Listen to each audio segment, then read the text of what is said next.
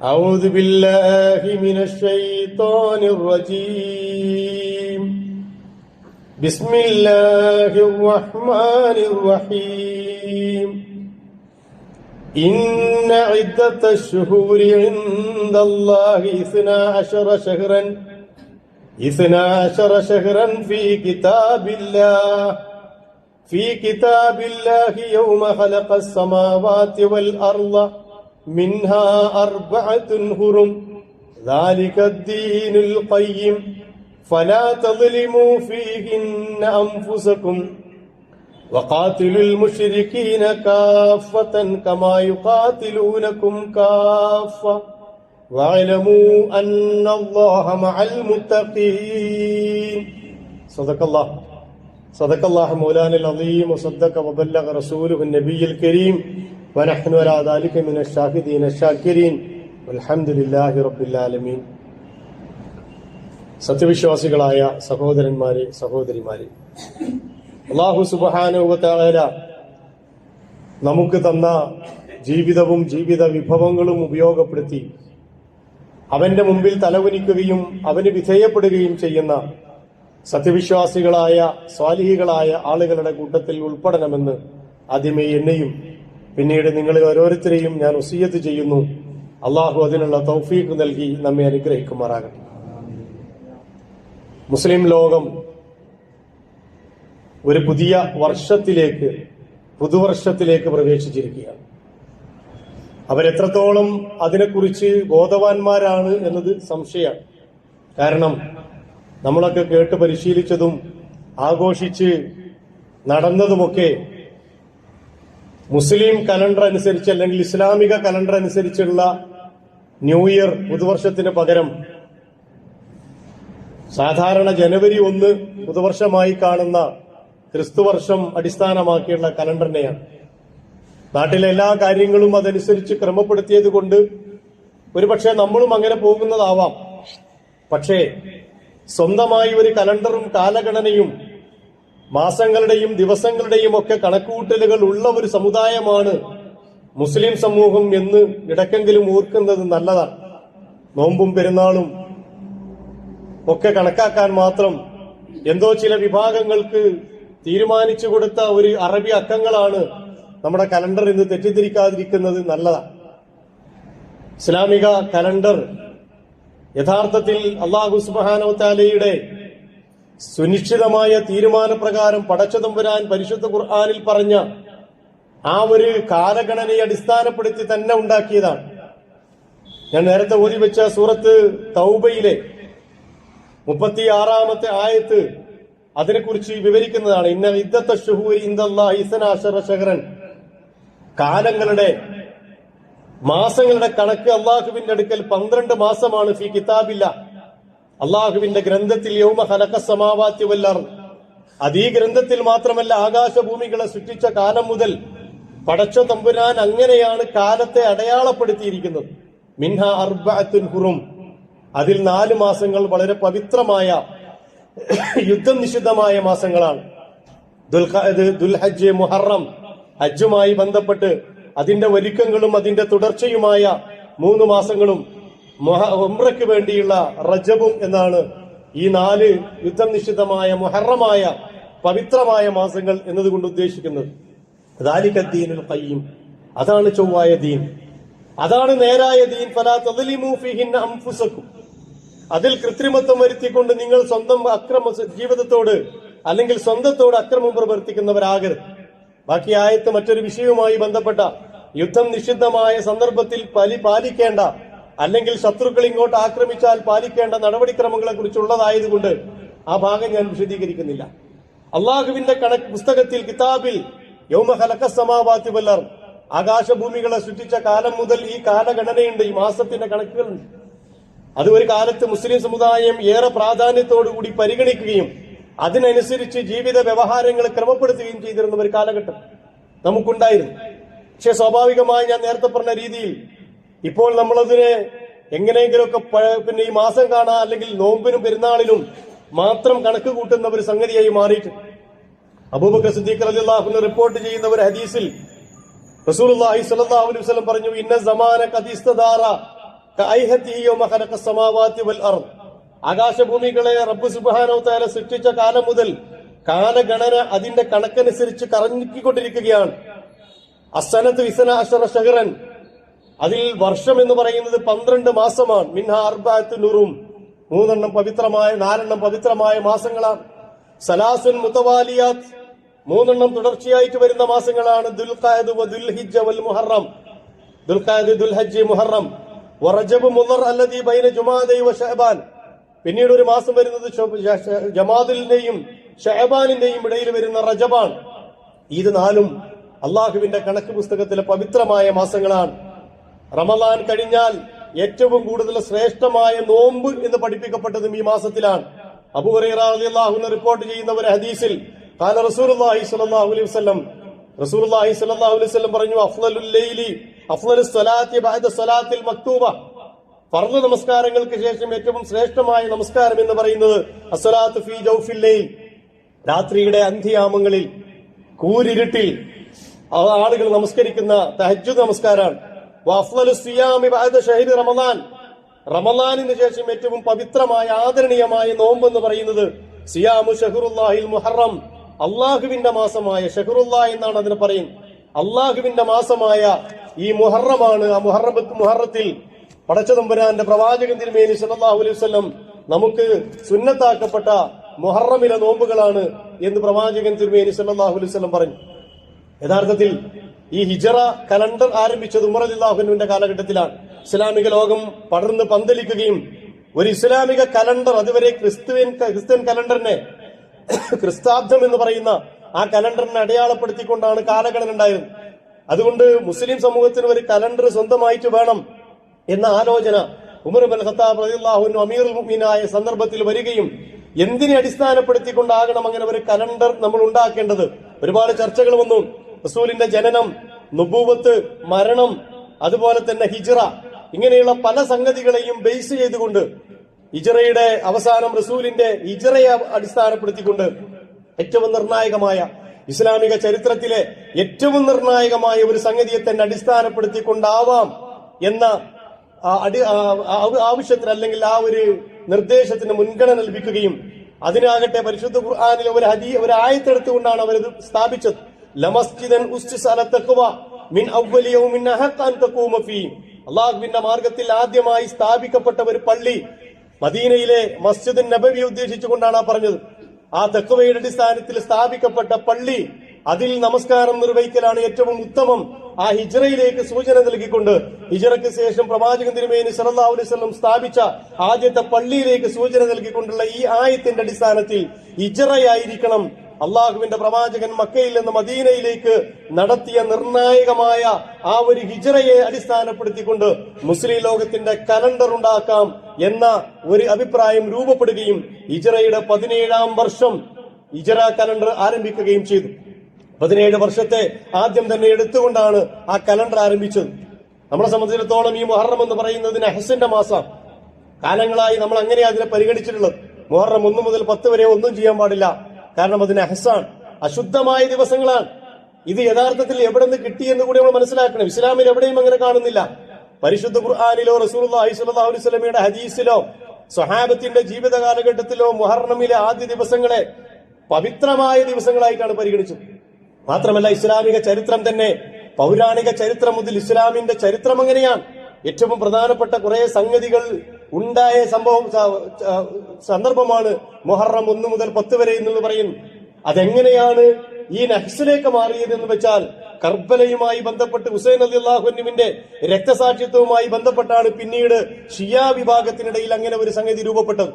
അത് രക്തം ചിന്തിയ ദിവസങ്ങളാണ്. അതുകൊണ്ട് അതിനെ ശുദ്ധമായി കാണാൻ പാടില്ല. ആ രക്തം ചിന്തൽ തന്നെ അശുദ്ധമായിരുന്നു, തെറ്റായ ഒരു സംഗതിയുടെ ഭാഗമായിരുന്നു. അതുകൊണ്ട് ആ ദിവസങ്ങളും അശുദ്ധമായി മാറി. അന്ന് നല്ല കാര്യങ്ങൾക്കൊന്നും ഉപയോഗിക്കാൻ പാടില്ല. കരച്ചിലിനും ദുഃഖാചരണത്തിനും നെഞ്ചത്തടിക്കലിനും അതുപോലെയുള്ള ഇന്ന് ഷിയാ ലോകത്ത് കണ്ടുകൊണ്ടിരിക്കുന്ന ഈ പ്രവണതകളൊക്കെയാണ് ആ ദിവസത്തിൽ ഉണ്ടാകേണ്ടത് എന്ന ഷിയാ വിഭാഗത്തിന്റെ ഒരു ചിന്താധാര എങ്ങനെയോ നമ്മുടെ നാട്ടിലേക്ക് വരികയും അത് നമ്മുടെ ജീവിതശൈലിയിലും പിടിമുറിക്കുകയും ചെയ്തു. യഥാർത്ഥത്തിൽ ഇസ്ലാമുമായിട്ട് അതിന് യാതൊരു ബന്ധമില്ല എന്ന് മാത്രമല്ല, ഇസ്ലാമിക ചരിത്രമെടുത്ത് പരിശോധിച്ചാൽ വളരെ പ്രധാനമായ നിങ്ങൾ ആലോചിച്ച് നോക്ക്, മുഹറം 9ഉം 10ഉം നോമ്പ് വരെ സുന്നത്താക്കപ്പെട്ടത് നെഹ്സിന്റെ ദിവസമാണെങ്കിൽ അള്ളാന്റെ റസൂൽ അത് പറയോ? എന്ന് മാത്രമല്ല, ഒരുപാട് സംഭവങ്ങൾ ആ ദിവസത്തിലുണ്ട്. അത് വരും ദിവസങ്ങളിൽ നമ്മൾ പറയും. അതിലേറ്റവും പ്രധാനപ്പെട്ട ഒരു സംഗതിയാണ് ആനക്കരഹം എന്ന് പറയുന്നു. അല്ലാഹു സുബ്ഹാനഹു വ തആല സൂറത്തുൽ ഫീലിൽ പറയുന്ന അലം തറ കൈഫ ഫഅല റബ്ബുക ബി അസ്ഹാബിൽ ഫീൽ, ആനക്കാരെ എന്ത് ചെയ്തുവെന്ന് നിന്റെ രക്ഷിതാവ് എങ്ങനെയാണ് ചെയ്തത് എന്ന് താങ്കൾ കണ്ടില്ലയോ എന്ന് പറഞ്ഞുകൊണ്ട് ക്രിസ്താബ്ദം 571 ഫെബ്രുവരിയിൽ, കൃത്യം പറഞ്ഞാൽ പ്രവാചക ജനനത്തിന്റെ 50 വർഷം മുമ്പ് അല്ലാഹു സുബ്ഹാനഹു വ തആല കഅബ ആക്രമിക്കാൻ വന്ന അബ്രഹത്തിന്റെ സൈന്യത്തെ നശിപ്പിച്ചത് ഈ മുഹറം 10നാണ് എന്ന് ചരിത്രരേഖകൾ അന്നൊക്കെ ചരിത്രം രേഖപ്പെടുത്തി തുടങ്ങിയിട്ടുണ്ട്. അതുകൊണ്ടാണ് ക്രിസ്താബ്ദം 571 പ്രവാചകന്റെ ജനനത്തിന്റെ 50 വർഷം മുമ്പാണെന്നൊക്കെ ചരിത്രം രേഖപ്പെടുത്തി വെച്ചത്. ആ ദിവസം മുഹറം 10 അബ്രഹത്തിന്റെ ആനപ്പടയെ അള്ളാഹുവിന്റെ അബാബീൽ പക്ഷികളെ അയച്ചുകൊണ്ട് ലോകത്തെ കഅബാലയത്തെ നിലനിർത്തിയ, പടച്ചവന്റെ നടപടിക്രമത്തെക്കുറിച്ച് ബോധ്യപ്പെടുത്തിയ വിശ്വാസികള് ഒന്നടങ്കം ഇല്ലാത്ത ഒരു സന്ദർഭം വന്നാലും അള്ളാഹുവിന്റെ ദീനും ദീനിന്റെ അടയാളങ്ങളും എങ്ങനെയായിരിക്കും പടച്ചതമ്പുരാൻ സംരക്ഷിച്ചു നിർത്തുക എന്ന് ഭൂമിയിൽ അടയാളപ്പെടുത്തിയ ഒരു സംഭവം നടന്നത് ഈ മുഹറം 10നാണ്. അതിനപ്പുറത്തേക്ക് നമുക്കറിയാം, മഹാനായ മൂസാ നബി അലൈഹിസ്സലാമുമായി ബന്ധപ്പെട്ട ഏറ്റവും പ്രധാനപ്പെട്ട ഒരു സംഗതി, പരിശുദ്ധ ഖുർആൻ ഏറ്റവും കൂടുതൽ പറഞ്ഞ ഒരു പ്രവാചകനാണ് മൂസാ നബി അലൈഹിസ്സലാം. 34 സ്ഥലത്ത് മൂസാ നബി അലൈഹിസ്സലാമിനെ കുറിച്ച് തന്നെ പ്രവാചകൻ ഖുർആൻ പറയുന്നുണ്ട്. അതിനു പുറമെ ഒരു പ്രവാചക സമൂഹത്തെയും നാടിനെയും ഇത്രമേൽ പറഞ്ഞ മറ്റൊരു പ്രവാചകനില്ല. ഇബ്രാഹിം നബി അലൈഹി സ്വലാമിനെ കുറിച്ച് പറഞ്ഞെടുത്ത് അദ്ദേഹത്തിന്റെ കുടുംബത്തെയും അതുപോലെ തന്നെ അദ്ദേഹത്തിന്റെ വളർത്തച്ഛനെയും കുറിച്ച് പറഞ്ഞു എന്നതിനപ്പുറം മറ്റൊന്നും പറയുന്നില്ല. പക്ഷെ നിങ്ങൾ നോക്ക്, മൂസാ നബി അലൈഹി സ്വലാമിനെ കുറിച്ച് പറയുമ്പോൾ അദ്ദേഹത്തിന്റെ സഹോദരനായ ഹാറൂൺ ഖുർആനിന്റെ പരാമർശ വിഷയമാണ്. അതുപോലെ തന്നെ ഫിർഔനിന്റെ ഭാര്യ ഇമ്രാത്ത് ഫിർഔൻ വിശ്വാസിനികളുടെ മാതൃകയായിട്ട് ഖുർആൻ അവതരിപ്പിക്കുന്ന ലോകത്തിന്റെ മാതൃകാ മഹദിയാണ്. അതുപോലെ തന്നെ ഹാറൂൻ ഫിർഔൻ ലോകം കണ്ട ഏറ്റവും വലിയ ധിക്കാരിയും പിന്നീട് ലോകത്തിന്റെ ഗുണപാഠവുമായ എങ്ങനെ ഒരു സ്വേച്ഛാധിപതി ഉണ്ടാകാൻ പാടില്ല എന്നതിന്റെ അടയാളമായി പരിശുദ്ധ ഖുർആൻ ബോഡിയടക്കം നിലനിർത്തിയ ഫിർഔൻ ഖുർആനിന്റെ പരാമർശ വിഷയമാണ്. അവന്റെ മുഖ്യമായ മന്ത്രിയായിരുന്ന ഹാമാൻ അതുപോലെ തന്നെ ഖുർആനിന്റെ പരാമർശ വിഷയമാണ്. ആ കാലഘട്ടത്തിൽ തന്നെ ജീവിച്ചിരുന്ന മറ്റൊരു പ്രവാചകൻ ശുഐബ് നബി അലൈഹിസ്സലാം ഖുർആനിന്റെ പരാമർശ വിഷയമാണ്. അതുപോലെ തന്നെ ഹിദ്ർ പ്രവാചകന്റെ കൂടെ പോകുന്ന സന്ദർഭം, ബനു ഇസ്രായേൽ ജനതയുടെ ഗുണപാഠങ്ങൾ, ഇതൊക്കെ മൂസാ നബി അലൈഹിസ്സലാമുമായി ബന്ധപ്പെട്ട് ഖുർആൻ പരാമർശിക്കുന്നതാണ്. ഞാൻ പറയുന്നത് ഏറ്റവും കൂടുതൽ പരിശുദ്ധ ഖുർആൻ പരാമർശിച്ച ഈ പ്രവാചകൻ, ആ പ്രവാചകന് അല്ലാഹു സുബ്ഹാനഹു വ തആല സുനിശ്ചിതമായ ഒരു വിജയം നൽകിയത് ഈ മുഹറമിന്റെ ദിവസങ്ങളിലാണ്. അതുകൊണ്ടാണ് റസൂലുള്ളാഹി സ്വല്ലല്ലാഹു അലൈഹി വസല്ലം മക്കയിൽ നിന്ന് മദീനയിലേക്ക് ഹിജ്റ പോയപ്പോ അവിടെ ജൂതന്മാര് മുഹറം 10 നോമ്പനുഷ്ഠിക്കാറുണ്ടായിരുന്നു. അവരോട് ചോദിച്ചു, എന്തുകൊണ്ടാണ് നിങ്ങൾ നോമ്പനുഷ്ഠിക്കുന്നത്? ഞങ്ങളുടെ പ്രവാചകനായ മൂസാ നബി അലൈഹിസ്സലാം ബനു ഇസ്രായേലുകളെ ഫിർഔനിന്റെ നുകത്തിൽ നിന്ന്, കരങ്ങളിൽ നിന്ന് രക്ഷപ്പെടുത്തി കൊണ്ടുപോയത് ഈ ദിവസത്തിലാണ്. അതുകൊണ്ട് ഞങ്ങള് ആ നോമ്പ് അതിന്റെ ഉപകാര സ്മരണയായിട്ട് ഞങ്ങൾ നോമ്പനുഷ്ഠിക്കുകയാണ്. പ്രവാചകൻ തിരുമേനി സല്ലല്ലാഹു അലൈഹി വസല്ലം പറഞ്ഞു, മൂസാ നബി അലൈഹി സ്വലാമിനോട് ഏറ്റവും അടുത്ത് നിൽക്കുന്നവർ ഞങ്ങളാണ് എന്ന് പറഞ്ഞിട്ട് മുഹറം 10 നോമ്പനുഷ്ഠിക്കാൻ പറഞ്ഞു. മാത്രമല്ല പ്രവാചകൻ പറഞ്ഞു, വരും വർഷം ഞാൻ ജീവിച്ചിരിപ്പുണ്ടെങ്കിൽ മുഹറം 9 ഞാൻ നോമ്പനുഷ്ഠിക്കുമെന്ന് റസൂലുള്ളാഹി സ്വല്ലല്ലാഹു അലൈഹി വസല്ലം പറഞ്ഞു എന്നാണ് ചില പരാമർശങ്ങളിൽ, ചില ഹദീസുകളിൽ കാണുന്നത്. ആ ഹദീസുകളുടെ റിപ്പോർട്ടിങ്ങിൽ ചില പ്രശ്നങ്ങൾ ഉള്ളത് കൊണ്ടാണ് ഞാൻ അത് അങ്ങനെ പറഞ്ഞത്. എന്തായാലും ശരി, മൂസാ നബി അലൈഹിസ്സലാമിന്റെ ഇസ്രായേൽ സമൂഹത്തിന്റെ മോചനവുമായി ബന്ധപ്പെട്ട ഏറ്റവും പ്രധാനപ്പെട്ട വിഷയങ്ങളെ ഖുർആൻ അഡ്രസ് ചെയ്യുന്നത് ഈ മുഹറമിലാണ് എന്ന് മനസ്സിലാക്കേണ്ടതുണ്ട്. ഒരു വേള മുസ്ലിം സമൂഹവുമായി, നിലവിൽ ജീവിച്ചുകൊണ്ടിരിക്കുന്ന മുസ്ലിം സമൂഹവുമായി ഏറ്റവും കൂടുതൽ അടുത്ത് നിൽക്കുന്ന ഒരു പ്രവാചകനും പ്രവാചക സമൂഹവുമാണ് മൂസാ നബി അലൈഹി സ്വലാം. വിശേഷ ഇന്ത്യയിലെ മുസ്ലിം സമൂഹവുമായി ഒരു പ്രവാചകനാൽ രക്ഷിക്കപ്പെട്ട സമൂഹം, മറ്റൊരു സ്വേച്ഛാധിപതിയായ അക്രമിക്കൂട്ടത്താൽ അടിച്ചമർത്തപ്പെട്ടിരുന്ന ഒരു സമൂഹം. ഇന്ന ഫിർഔന അലാ ഫിൽ അർളി വജഅല അഹ്ലഹാ ശിയഅൻ യസ്തളിഫു ത്വായിഫതൻ മിൻഹും യുദബ്ബിഹു അബ്നാഹും വയസ്തഹയി നിസാഹും. പരിശുദ്ധ ഖുർആൻ സൂറത്തുൽ ഖസസിൽ ആ സംഭവം കൃത്യമായി പറയുന്നുണ്ട്. ഇന്ന ഫിർഔന അലാ ഫിൽ അർളി, ഫിർഔൻ ഭൂമിയിൽ അതിക്രമം കാണിച്ചവരെ കൂട്ടത്തിൽപ്പെട്ടവനാണ്. വജഅല അഹ്ലഹാ ശിയഅൻ, എന്നിട്ട് തന്റെ സമൂഹത്തെ അദ്ദേഹം വിവിധ വർഗങ്ങളാക്കി, വിവിധ വിഭാഗങ്ങളാക്കി മാറ്റി. യസ്തളിഫു ത്വായിഫതൻ മിൻഹും, അവരിൽ നിന്ന് ഒരു വിഭാഗത്തെ അങ്ങേയറ്റം ദുർബലരാക്കി മാറ്റി. ഇന്ത്യയിലെ മുസ്ലിം സമൂഹവുമായി ബന്ധപ്പെട്ട് നിങ്ങൾ മനസ്സിലാക്കുക, ഈ ചിത്രം വിവിധ വർഗങ്ങളും വിഭാഗങ്ങളുമാക്കി ജനതതികളെ മാറ്റുകയും അതിൽ താൻ അടിച്ചമർത്തണമെന്ന് വിചാരിച്ച ആളുകളെ അടിച്ചമർത്തുകയും ചെയ്തു. യുദബ്ബിയു അബ്നാഹും വയസ്തഹ്യി നിസാഹും, അവരിലെ ആൺകുട്ടികളെ കൊല ചെയ്യുകയും പെൺകുട്ടികളെ മാനഭംഗപ്പെടുത്തുകയും ചെയ്തുകൊണ്ട് അവരെ ഭൂമിയിൽ നിന്ന് ഇല്ലാതാക്കാൻ ശ്രമിച്ചു. ഇന്നഹു കാന മിനൽ മുഫ്സിദീൻ, അങ്ങേയറ്റം ഫസാദ് ഉണ്ടാക്കിയ ഭരണാധികാരികളിൽ പെട്ടവനാണ് ഫിർഔൻ എന്ന് പറയുന്നു. എന്നിട്ട് അല്ലാഹു അടുത്ത ആയത്തിൽ പറയുന്നത് വനുരീദു അൻ നമുന്ന അലൽ ലദീന ഇസ്തുദ്ഇഫു ഫിൽ അർളി വനജഅലഹും അഇമ്മത്തൻ വനജഅലഹുൽ വാരിസീൻ. എല്ലാ കാലത്തും അങ്ങനെ ഒരു സമൂഹത്തെ അടിച്ചമർത്താൻ ഒരു സ്വേച്ഛാധിപതിക്കും അല്ലാഹു വിട്ടുകൊടുക്കൂല. ഒരു സ്വേച്ഛാധിപതിക്കും അല്ലാഹു വിട്ടുകൊടുക്കൂല. നമുക്ക് ഇന്ത്യയിലെ മുസ്ലിം സമൂഹത്തോളം പ്രത്യാശയുടെ പ്രതീക്ഷയുടെ നാമ്പുകളുള്ള മാസമാണ് മുഹറം എന്ന് പറയുന്നത്. കൃത്യമായി മനസ്സിലാക്കേണ്ടതാണ്. അങ്ങേയറ്റം പ്രയാസത്തോടുകൂടി എവിടെയൊക്കെ മുസ്ലിം സമൂഹം ജീവിച്ചുകൊണ്ടിരിക്കുന്നുണ്ടോ, എവിടെയൊക്കെ അടിച്ചമർത്തപ്പെട്ടുകൊണ്ടിരിക്കുന്നുണ്ടോ, സ്വേച്ഛാധിപതികളായ അഹങ്കാരികളായ ഭരണാധികാരികളും രാജവംശങ്ങളും ഭരണകൂടങ്ങളും ഒക്കെ അവർ അടിച്ചമർത്തപ്പെട്ടുകൊണ്ടിരിക്കുന്നുണ്ടോ, ആ അടിച്ചമർത്തലുകളിലൊക്കെ അവർക്ക് കിട്ടുന്ന ഏറ്റവും വലിയ പ്രതീക്ഷയാണ് വനുരീദു അൻ നമുന്ന അലൽ ലദീന ഇസ്തുദ്ഇഫു ഫിൽ അർദ്. ഭൂമിയിൽ പീഡിതവൽക്കരിക്കപ്പെട്ട അടിച്ചമർത്തപ്പെടുന്ന സമൂഹത്തോട് ഔദാര്യം കാട്ടണമെന്ന് നാം ഉദ്ദേശിച്ചു. വനജഅലഹും അലൽ ലദീന ഇസ്തുദ്ഇഫു ഫിൽ അർളി വനജഅലഹും അഇമ്മത്തൻ വനജഅലഹുൽ വാരിസീൻ. ദുർബലമായ ആ വിഭാഗത്തെ ഭൂമിയുടെ അവകാശികളും അധികാരികളുമാക്കി നാം കൊണ്ടുവരും.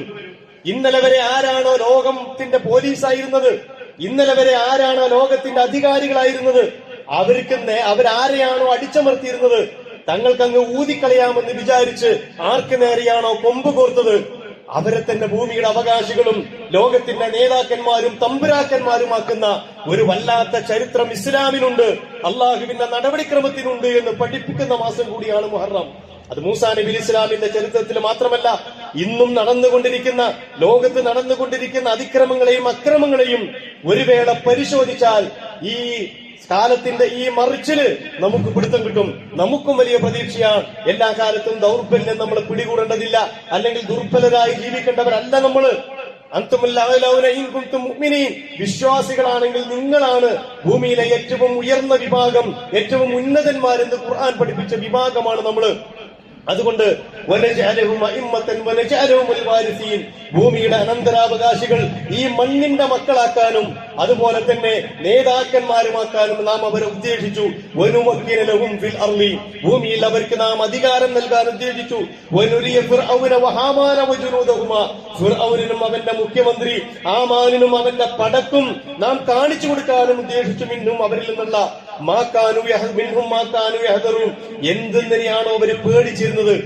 എന്തെന്തിനെയാണോ അവര് പേടിച്ചിരുന്നത്, ആ പേടി അവർക്ക് സാക്ഷാത്കരിച്ചു കൊടുക്കാനും നാം ഉദ്ദേശിച്ചു. മൂസാ നബി ഇസ്ലാമിന്റെ ചരിത്രം ഞാൻ പറഞ്ഞു, നമ്മുടെ സമൂഹവുമായി ഏറെ സാമ്യമുള്ളതാണ്. അടിച്ചമർത്തപ്പെട്ട ഒരു ജനത. യഥാർത്ഥത്തിൽ വിശ്വാസികൾ തന്നെയാണ് ബനൂ ഇസ്രായേലുകൾ എന്ന് പറയുന്നത്. ബനൂ ഇസ്രായേലുകൾ വിശ്വാസികളാണ്.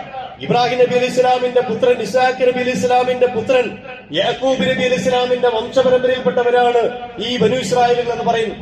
അവരുണ്ടായിരുന്നത് യഥാർത്ഥത്തിൽ കൻആനിലെ 12 മക്കളെ ചരിത്രം ഖുർആൻ വേറെ പറഞ്ഞിട്ടുണ്ട് യൂസുഫ് നബി അലൈഹി ഇസ്ലാമിലൂടെ. ആ യൂസുഫ് നബി അലൈഹി ഇസ്ലാമാണ് ആദ്യമായിട്ട് ഈജിപ്തിലേക്ക് വരുന്നത്.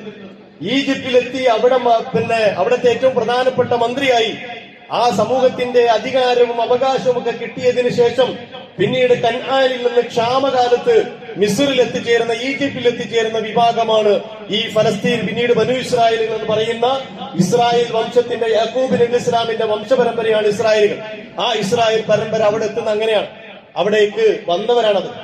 പിന്നീട് അവിടെ അധികാരം കിട്ടുകയും യൂസുഫ് നബി ഇസ്ലാമിന്റെ പിന്മുറയായി ആ ഭൂമിയുടെ അവകാശികളായി മാറി കുറെ കാലം ആ നാടിന്റെ പ്രമാണിമാരായിരുന്നവരാ ബനൂ ഇസ്രായേൽ. പിന്നെന്താ സംഭവിച്ചത്? അവരിൽ നിന്ന് ഇസ്ലാം ചോർന്നുപോയി. അവർ വിശ്വാസം കൈവിട്ടു. ജീവിതത്തിന്റെ പച്ചപ്പിൽ അവരങ്ങ് പുളച്ചു.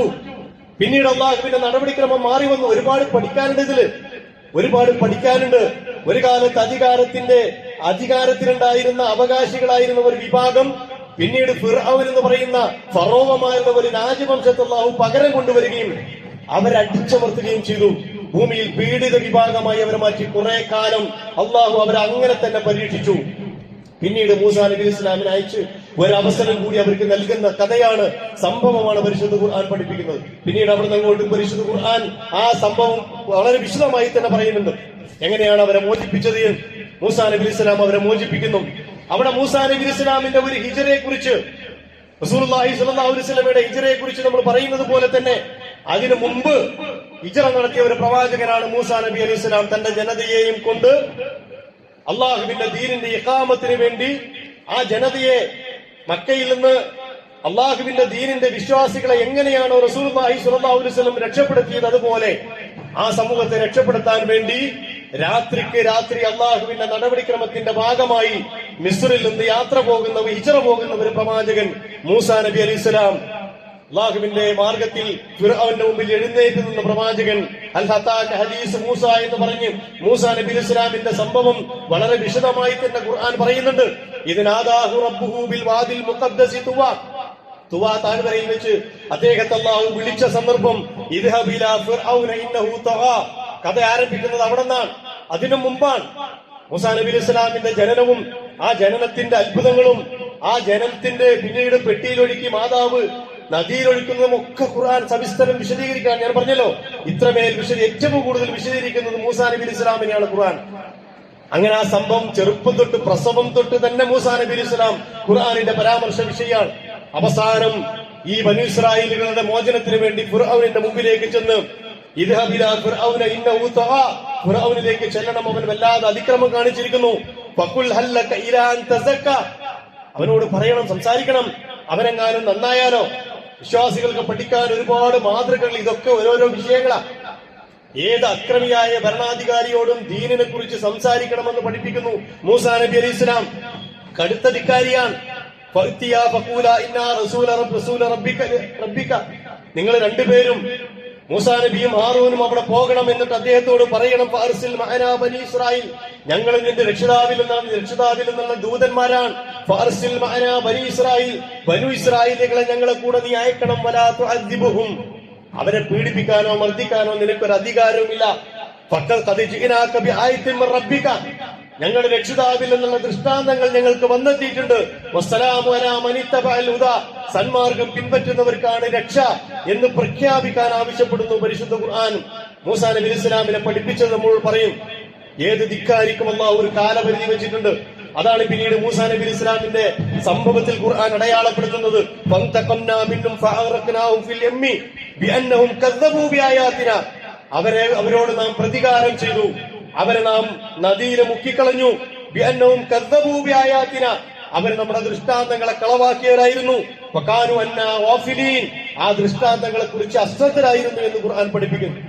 മാത്രമല്ല അള്ളാഹുവിന്റെ സഹായം എങ്ങനെയാണ് ഒരു ജനതയ്ക്ക് വന്നു കിട്ടുന്നത് എന്ന് പഠിപ്പിക്കുക കൂടി ചെയ്യുന്നുണ്ട്. ഫലമ്മാ തറാഅൽ ജംആനി ഖാല അസ്ഹാബു മൂസ, രണ്ട് സൈന്യങ്ങൾ തമ്മിൽ കണ്ടുമുട്ടി നൈൽ നദിയുടെ കരയില് ശത്രു സൈന്യത്തെ മുഖാമുഖം കണ്ടുമുട്ടിയപ്പോ മൂസാ നബി അലൈഹി സ്വലാമിന്റെ ആളുകൾ പറഞ്ഞു, ഇന്നാ ലമുദ്റകൂൻ, നമ്മളിതാ പിടിക്കപ്പെട്ടിരിക്കുന്നു.